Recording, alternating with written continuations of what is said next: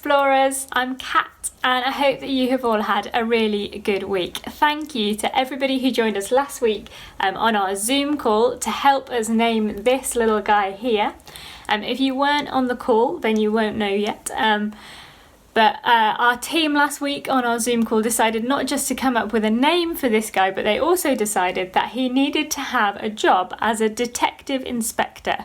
So this is now known as D.I. Sid the Sloth, named by you guys. So if you'd like to join us on our Zoom call this morning, then we've got one happening at 10:30 for more silly chats, fun and games, and a little bit of time to pray together as well. And if you would like Sid the Sloth to come home and live with you at the end of the month, then you need to get your name into our March prize bag. This week we are diving into the middle of a story in the Bible, which is all about how God's blessings and promises through one family would eventually bless all people. And the people in this family often made mistakes and messed up. They got things wrong, but God was always faithful to them. And in this story today, we're particularly thinking about a couple of brothers. One of them was a bit of a trickster, and the other one really struggled to have patience.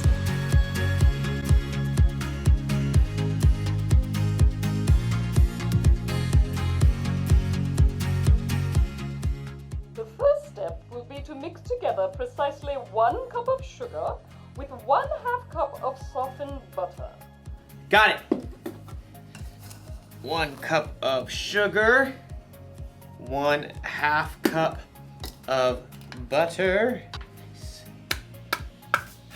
Oh, hi there. I'm in a baking class over the internet. What was that, Graham? Oh, nothing. I'm doing a thing. Can you mute yourself, please? Yeah, sorry. My instructor is teaching us how to bake a cake from scratch. It won't take long, so you just have a little patience and I'll be right. You should be done mixing the sugar and butter together, so let's move on. Ah! Patience is waiting until later for what you want now. After you've stirred in the eggs, add 2 teaspoons of vanilla. Gotta catch up. How much vanilla did she say? Hold on a sec. Excuse me, moi. Pardon. How much vanilla did you say? 2 teaspoons, Graham, and then you add cups of flour and milk. What was that? I'm sorry. I missed that last part. I think you're frozen. Hello? You're frozen. Maybe I'm frozen.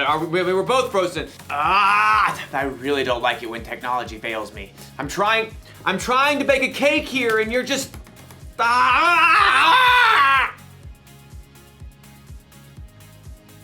And I have to wait until it unfreezes before I can make my cake. You know, sometimes we have to wait for things when we really, really don't want to. Just like in today's story. And sometimes, also like in today's story, we don't wait. I am making this cake. How much milk and flour did she say? I don't know. We'll see you soon. Oh! Yeah. Yeah.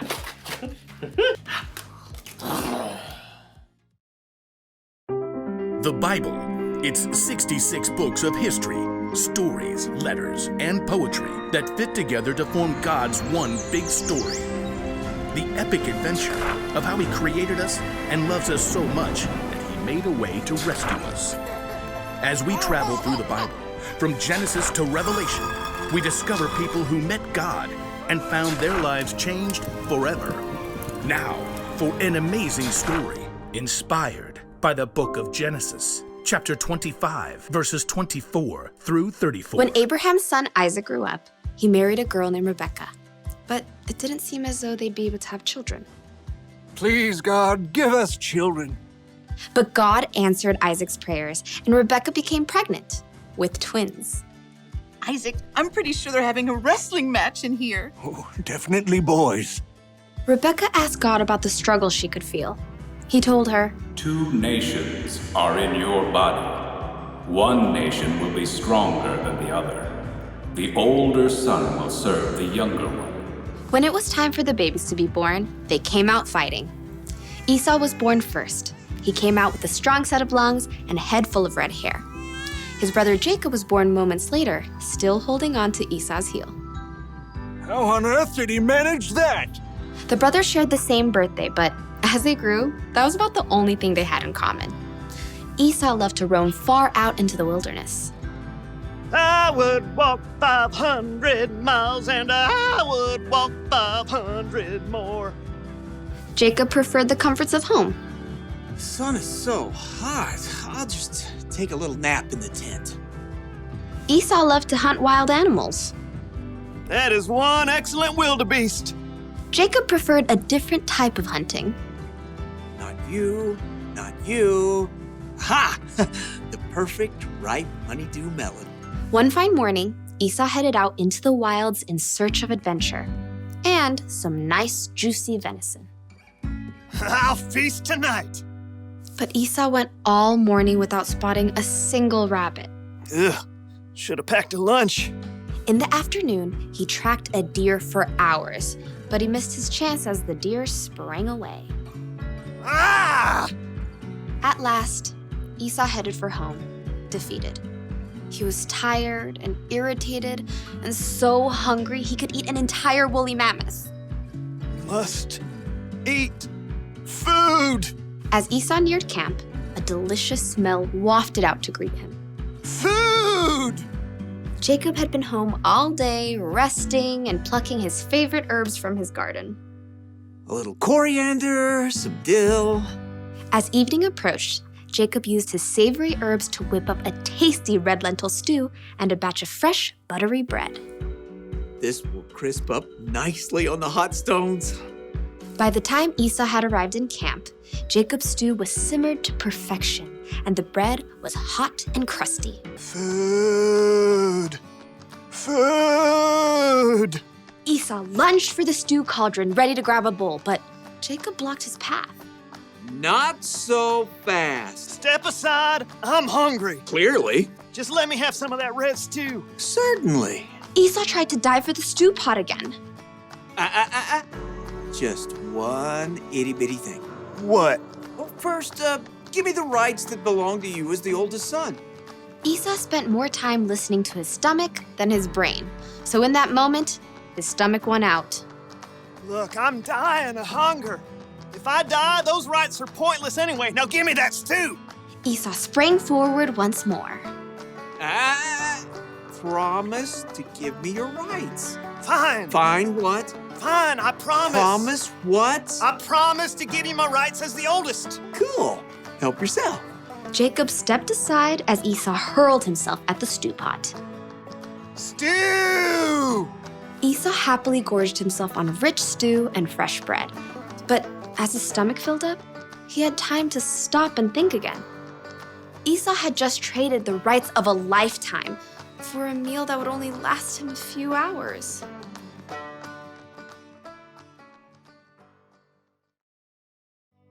Let me give you a little advice. Don't bake angry. Instead of making a cake, you end up making a mess. That's what happens when you lose patience. You make choices you normally wouldn't make and it ends up costing you. Losing patience ended up costing Esau his birthright. His brother Jacob ended up being in the family line of Jesus, so who knows what all Esau missed out on by being impatient. When we don't learn to have patience, we get frustrated easier. With ourselves, with others, with technology. There's really nothing good that can come from being impatient. So think about that when you're waiting for your turn on a video game, or when you're waiting to say something while someone else is talking, or when you're waiting for the internet to hurry up and start working again. Having patience is better than losing it. Slow down. Or you could hurt yourself or someone else.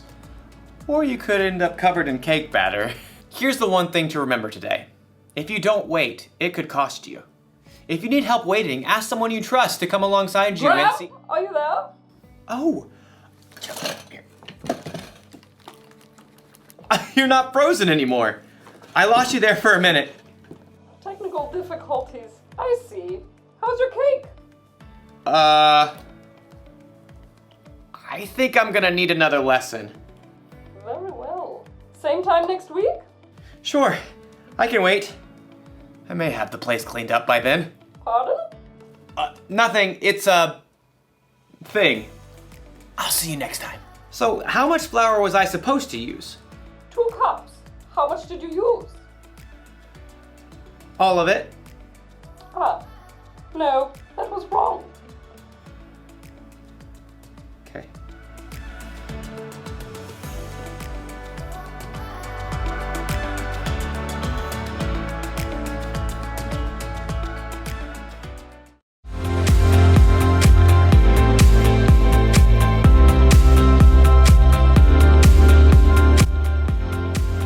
So sometimes we have to have patience because we're waiting for something and there's nothing that we can do about the time that it's going to happen. We just have to have patience. It's beyond our control.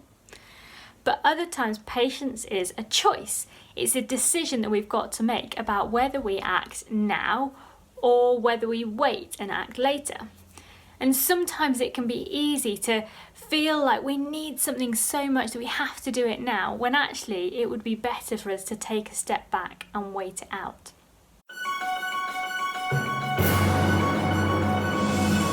So for your challenge this week, what I would love for you to do is, in a moment, a few scenarios are going to come up on the screen, and I want you to choose one of these scenarios to focus on. You don't have to do all of them.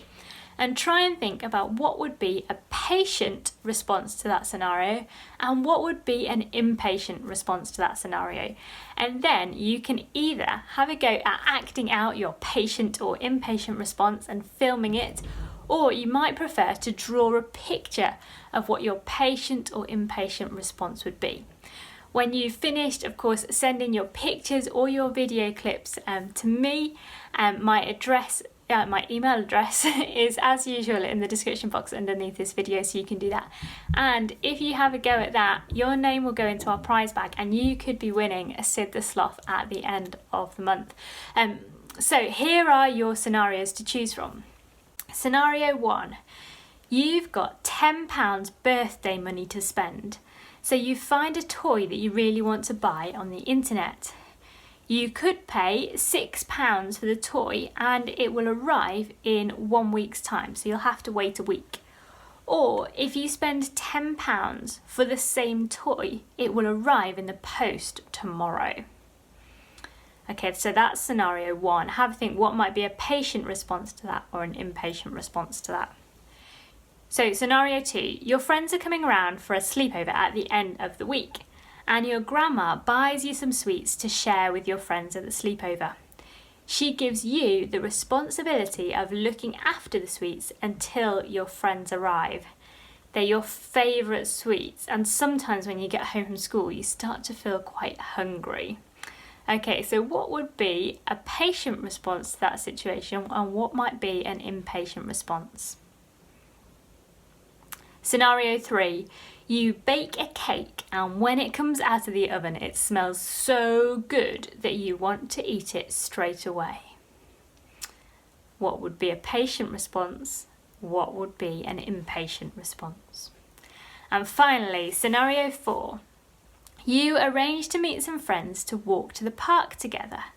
One of your friends is taking a long time to get ready. Do you wait for them so that they can walk with you and join you at the park, or do you leave without them and go with your other friends? I really look forward to seeing your acting skills and whatever responses you guys come up with to those scenarios, or of course the pictures that you draw as well.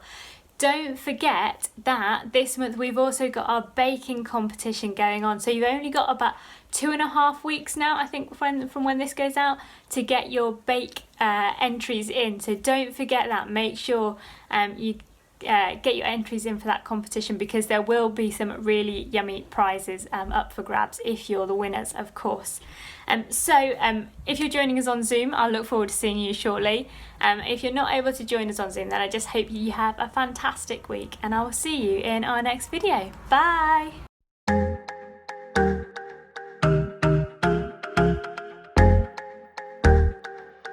Sometimes it's hard to wait for all the things that I want.